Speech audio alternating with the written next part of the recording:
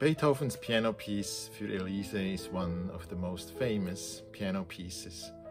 Every pianist plays it at some point, and I think we can honestly say that it is one of the most overplayed pieces within the piano universe. However, it is still a hauntingly beautiful piece of music, and there are still things to discover. I recorded Für Elise as an encore to my recording of Beethoven's great Hammerklavier Sonata, Opus 106, and I had a very interesting and enlightening experience with it.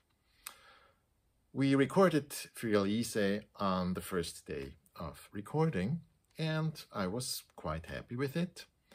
But later that night, when I listened to the recording, I suddenly thought, is this really what I want? Couldn't I come up with something a little more original and a little more individual? I thought of my A-tempo project, which this recording was a part of.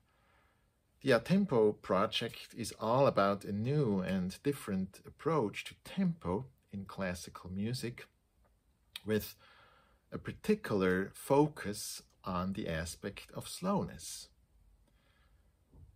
Beethoven's Für Elise is somewhat free in terms of tempo. There are no original metronome markings or anything like that. So I thought by myself, couldn't I be more radical, more experimental perhaps, in terms of Für Elise? So I decided to give it another try on the next day of recording. I decided to go for a much slower version and to seek a much more lyrical character of the piece. This second version of Für Elise turned out to be very different from the first one indeed, but guess what? I loved it. However, when the whole recording session was over and I listened to both versions of Für Elise again, I noticed something interesting. The more I listened to them, the less I could tell which one of the two was better. I liked them both. They were very different in character, but both beautiful in their own rights. So I decided to publish them both. And as a matter of fact, for me, this is a perfect example of how flexible tempo can be and should be, maybe. It's like a plea against any sort of dogmatism.